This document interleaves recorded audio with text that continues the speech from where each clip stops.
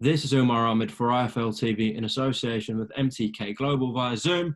I'm joined by WBC President Mauricio Sulaiman. Thanks for joining me today, Mauricio. How are you holding up? You all good? Yes, good. Thank you very much. It's a great honor for me to be in IFL TV, and thank you so much for this opportunity. No, thanks for coming on, Mauricio. We're not getting much boxing news right now at the moment, but the one bit of news we have got has been a major development. Yesterday, we heard that Tyson Fury, Anthony Joshua have agreed financial terms for a two-fight deal next year. Just your reaction, firstly, to this, Mauricio? Well, it's great times for the sport to get positive news. There's so many great fights that the world wants to see. And of course, the unification of the heavyweight division between two major champions, two great personalities from the UK in Tyson Fury and Joshua. Of course, it's great news. Absolutely. Mauricio, I'll come straight onto this point. There's been a lot of talk this week about Tyson Fury potentially becoming a WBC franchise champion. Can you clarify this statement? We have not received any communications, any requests, any specific regarding Tyson Fury. Fury is the WBC heavyweight champion, and I believe he's got a commitment to fight Wilder on the third fight. And of course, there's the mandatory commitments for the mandatory defense.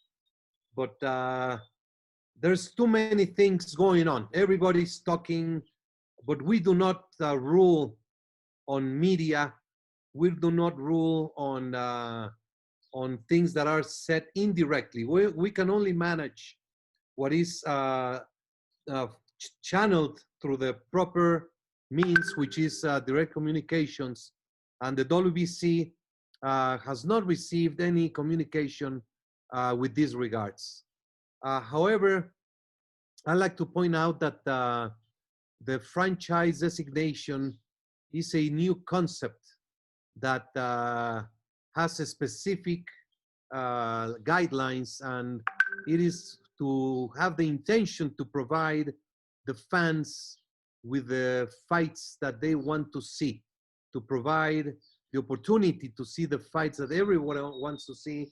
And I'm very happy with Canelo and Lomachenko being the franchise champions of the WBC, to allow them to move in different weight categories, to allow them to fight champions, to fight the fights that really mean, and the fights that the fans want to see. Mauricio, as you mentioned, Tyson Fury and Deontay Wilder are contracted to a third fight, which we expect to be around November, December time. So therefore, considering Fury and Joshua have done a two-fight deal, if Joshua and Fury win their next two fights, that's them done for 2021, their two fights. So where does this leave Dillian Whyte and his WBC shot? Can you please clarify the last? Yeah, I'll clarify this. So, of course, Fury has to beat Deontay Wilder. Anthony and Joshua has to beat Kubrat Pulev for that Fury-Joshua undisputed fight to be made next year, right? Which has been agreed on financial terms. However, Dillian has got a WBC shot by the end of February next year. So if Joshua and Fury fight twice next year, where does this leave Dillian Whyte? No, we are not familiar in any way on the terms for anything other than Tyson Fury having Wilder as his next opponent because of the contract they have, and then we have a mandatory contender. We have not received any communications whatsoever from the promoters. That's where the WBC stands right now, and we will wait to see how. We are in the middle of a pandemic. We don't know the activity, when it will start. We're going to address every single weight category independently, and we will address the matters that have to do with that weight division. It's not the same to look into Tyson's Fury situation, other than in the minimum weight, the champion from Thailand. So every weight division will be addressed separately, independently, and the WBC will rule with the facts on that specific weight category, the conditions of the countries where the fighters have to do with that regard, and then we will address it accordingly. Yeah, I appreciate we're in a, as you said, in a pandemic, so it's hard to, look at the future. But, Top Rank have just done a show recently. So you could say things are on schedule because that's when they look to return, and they did that successfully. Of course, they've got another show on tonight. And from what Bob Arum's saying, he's saying Fury Wilder 3 is projected for November, December. We don't know where yet, but say that is the outcome, and Fury and Wilder that's the end of the Fury Wilder story by the end of this year. Therefore, are you telling me the winner of that fight, Dillian Whyte, will get his shot in February next year? Yeah, I mean, the timings you cannot control, because if the fight takes place October, November, December, we don't know. But for the WBC position, it is Wilder who is fighting Fury, and then the mandatory title defense. Okay, so on estimate, we can say the mandatory shot will happen sometime next year. Is that a fair comment? Yeah. It should be happening. First, there has to be the fight with Wilder. It will depend when it takes place. We don't know.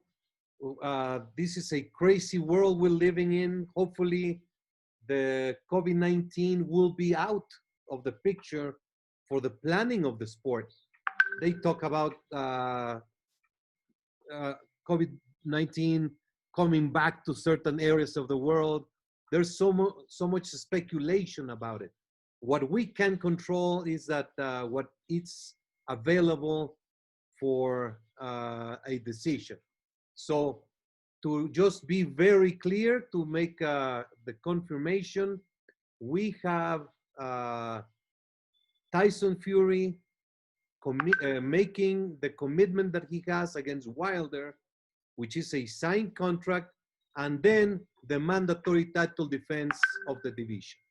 Perfect. Okay. As I said, Top Rank came back the other night. What did you think about boxing's return, Mauricio? I'm very happy, very excited.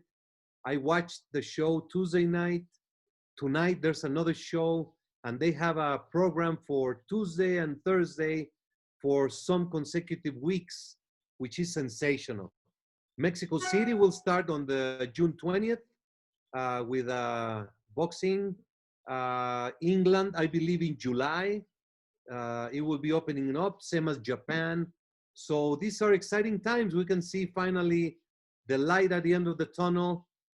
We can have fresh news, fresh results.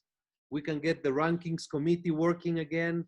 So we're very happy and enthused and hopeful for a positive outcome for the rest of the year. Mauricio, one of your former champions now, Oleksandr Gvozdyk, recently announced his retirement. Came to a surprise to a lot of people because I think he's still only 32, 33 and seemed to have a few years still left in him of quality operating. But he's announced his retirement, was a fantastic WBC champion. Just your comment on it, Mauricio? A fantastic champion, a fantastic human being. I respect Gvozdyk. If that is his decision, I applaud him, and we will fully support him. Once a WBC champion, you're a champion for life. And specifically, I really like him and respect him because he won the title in a fight that was tainted by tragedy. When he defeated Adonis Stevenson, he went to the hospital, had surgery, and had a difficult time until now. Thank God Stevenson is okay. But Gvozdyk never celebrated his victory. He was immediately from the ring, seeing at Stevenson having difficulty. He remained quiet. He never went out and celebrated. He was very respectful to Stevenson and his family and to boxing. That's where Gvozdyk won my full absolute respect and recognition.